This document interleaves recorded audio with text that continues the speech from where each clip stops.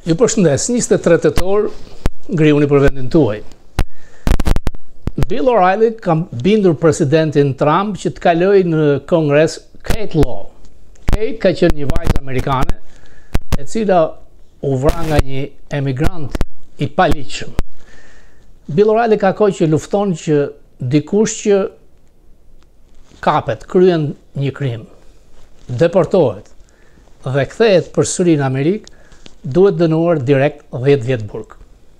Trump këto do ta realizojë. Bill O'Reilly thotë që kjo është hedhur poshtë nga Mitch McConnell, i cili ka kundërshtuar një ligj të tillë. Ajo që po ndodh me East Wing në Shtëpinë e Bardhë nuk është thjesht një shtesë për sallë balloje, do ndërtohet një bunker i nëndheshëm për Shtëpinë e Bardhë dhe shpenzimet shkojnë $300 milion. Trump thotë se do të paguaj unë, Trump paguan vetë rreth $15 milion nga një marrëveshje, nga një pagesë, një televizioni që është bërë për të. Të tjerët janë donacione të mëdha dhe çdo donator do të marrë shpërblim. Po të shikosh listën e ambasadorëve të zotit Trump, janë shpërblyer vetëm donator. Thuajse 90% janë ambasador politik, nuk ka të karrierës shumë pak. Kanë kaluar nominime të reja për Kroacinë, Indinë, Vietnamin, Kroacia, si që thash, por asgjë akoma për Shqipërinë. Zoti Trump duket se është shumë i fuqishëm ndaj medias korporative të majtë. CNN ka dalë për shitje.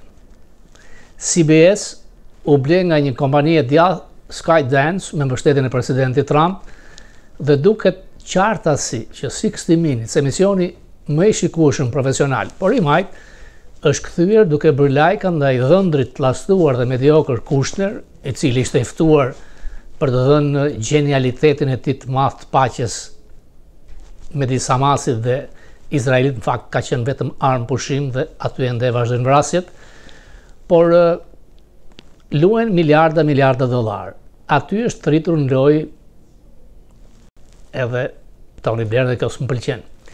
ABC është pronë e Disneyland, nuk ndryshon asgjë, vazhdojnë të majtë, nuk do të ketë ndryshime. NBC ka lëshuar MSNBC, një kanal që ishte ultra radikal i majtë, tani është MSN Now, kërkon në sponsor dhe dikush që ta blej, nëse e blej një pronari djathtë. Në kanalet e majta nuk ka thuajse mendime nga djathta. Shumë pak të CNN-i. CNN-i ka shikueshmëri më pak se Nickelodeon, kanali kalamajve. Fox News vazhdon me 95%, ka vetëm djathtë. Në kohën e Bill O'Reilly ka qenë 60%. Pronar është Murdoch. Ai e urren zotin Trump. Ky është fakt. Në gazetën e tij më të madhe djallë Wall Street Journal çdo ditë e shan, nxjerr skandalet e tij, Epstein Files, ndërsa tek ata që nuk lexojnë, por shikojnë, maga, shumica lekaton zotin Trump.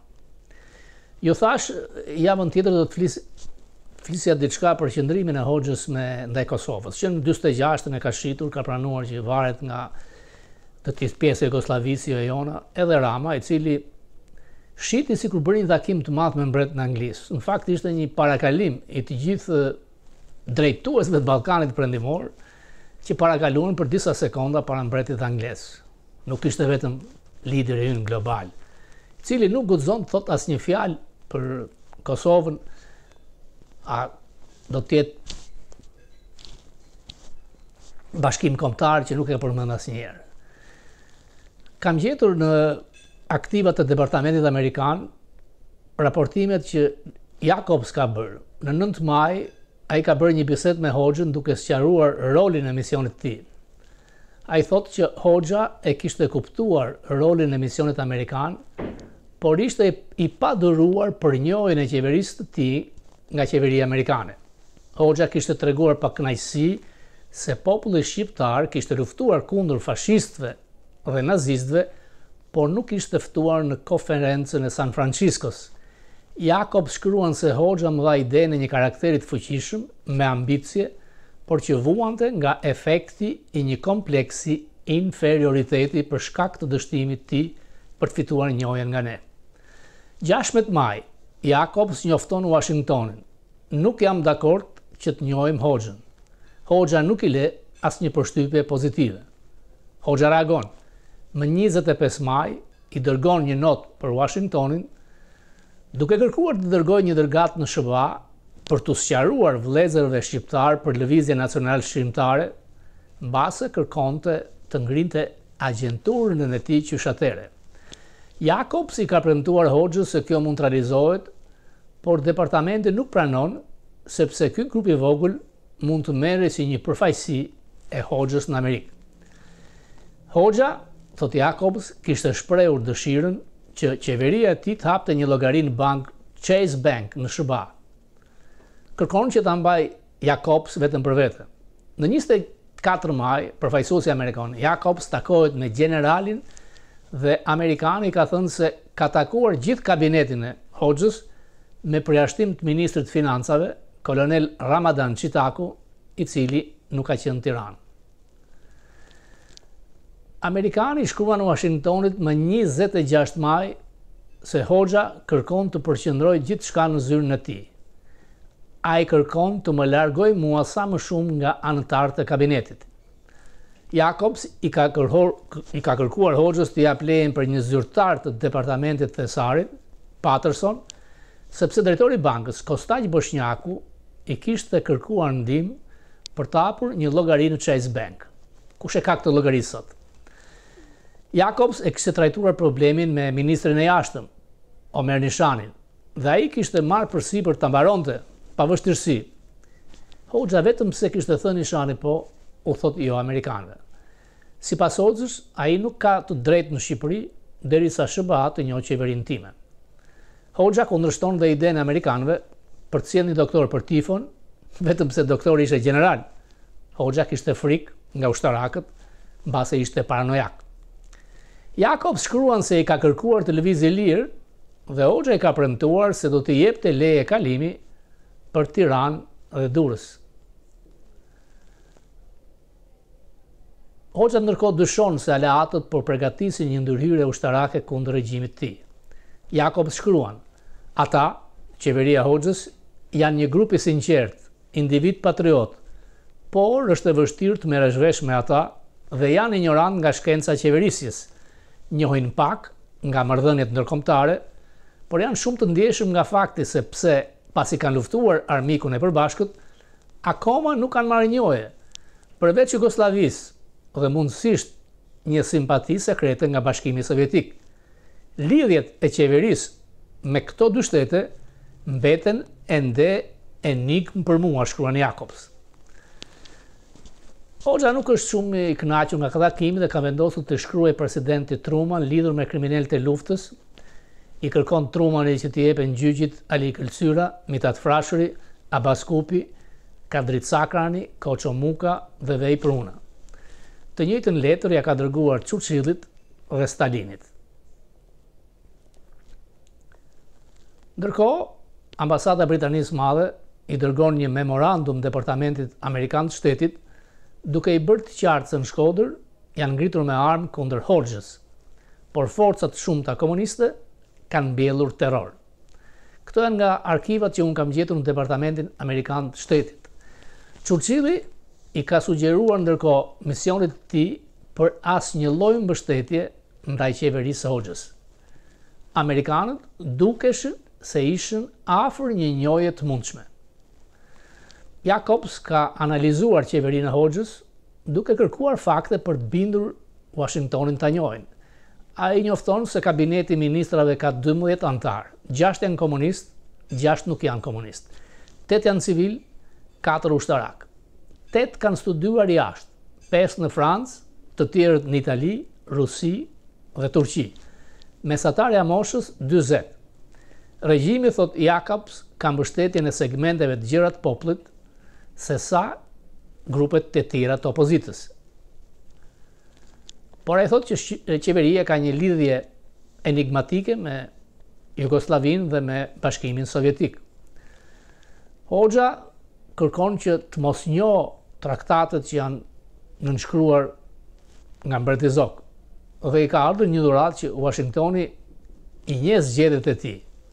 Se sa zgjedhjet lira kanë qenë kur ai mezi shkonte në Durrës me partizan, kjo dihet. Sipas Jacobs, nga 603.000 votues të regjistruan, votuan 543.000. 90% e votuesve pra votoi. Nga këta 93 votuan për frontin, edhe 7% kundër tyre. Edhe sikur 10% e atyre që nuk votonin, përsëri thot fronti do të fitonte 84%.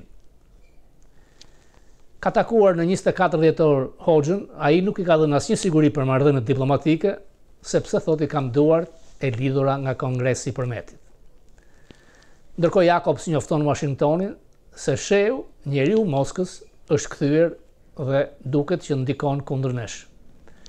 Moska përmes njeriu të saj besnik Mehmet Shehu këshillonte qeverinë shqiptare të konfiskonte të gjithë pronat private italiane në Shqipëri, shkruan Jacobs. Ndërkohë, vazhdojnë raportimet e Jacobs duke thënë që Hoxha ka rritur dhe shqiptarët kishin frikë të vizitonin misionin amerikan. Partizanët në Rinas kishin hapur çantat e diplomatëve duke pretenduar se e kanë këtë drejtë. Jacobs e përshkruan Tiranën të sunduar nga ushtarakët, të cilët demonstrojnë forcën kudo, ndihet prania e sovjetikëve, sipas raportit të tij janë 300 ushtarakë sovjetik në Tiranë.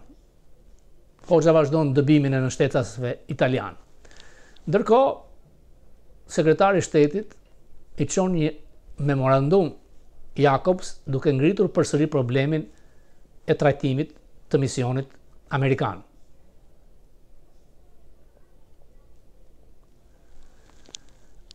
Ajo që është problem është se në Senatin Amerikan kërkohet që Shqipëria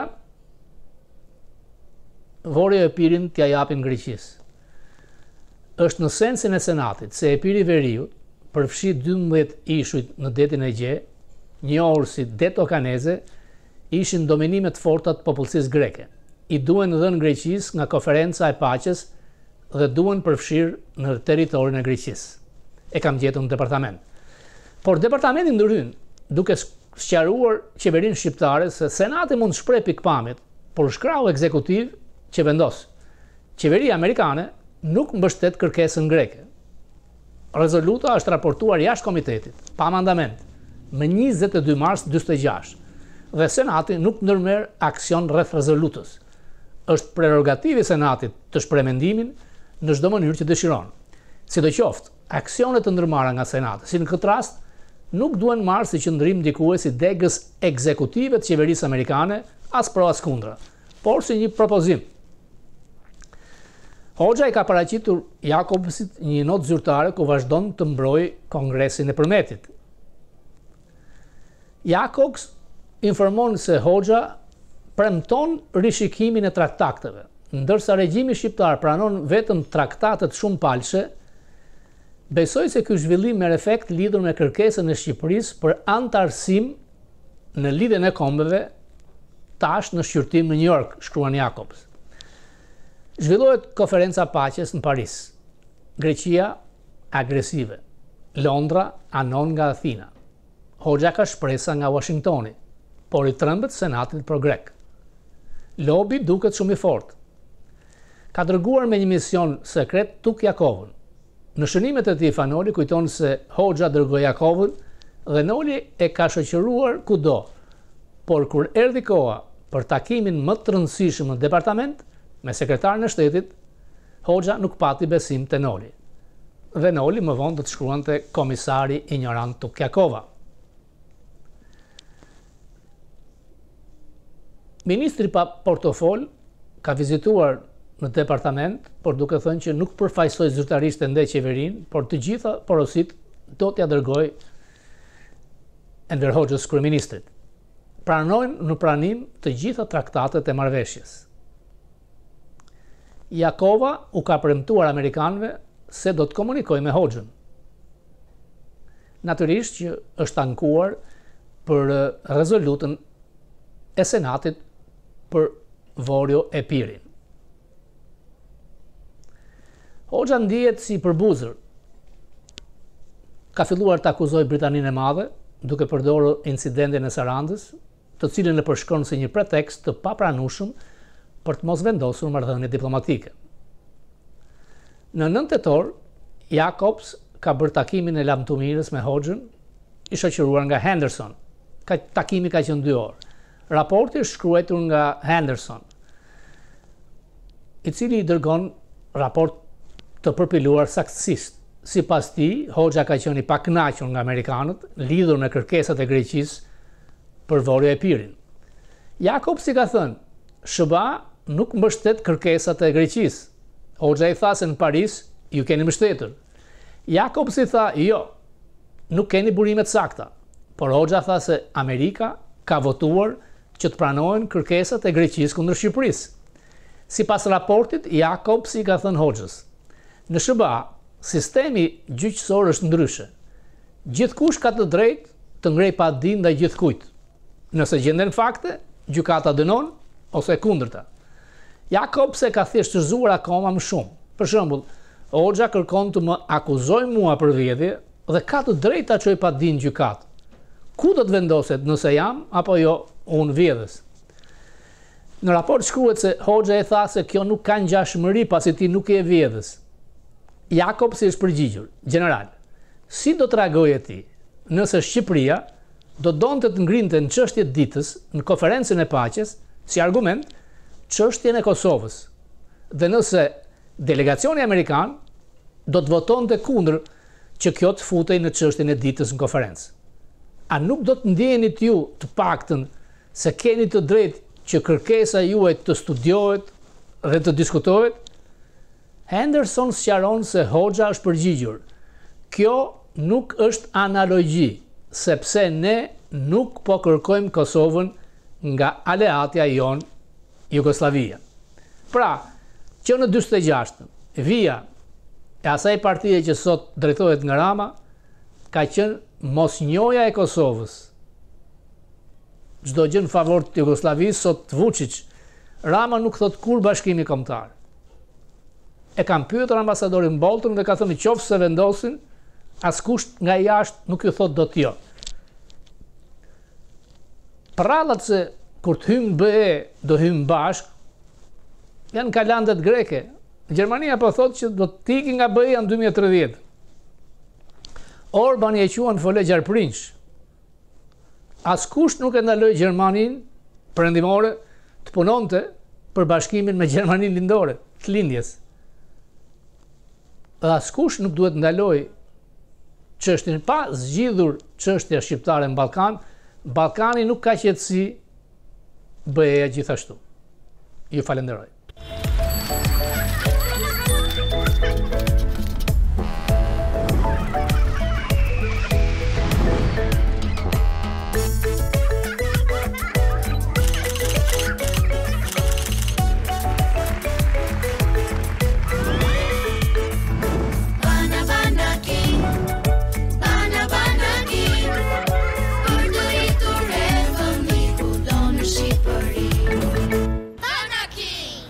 Kudo në Shqipëri.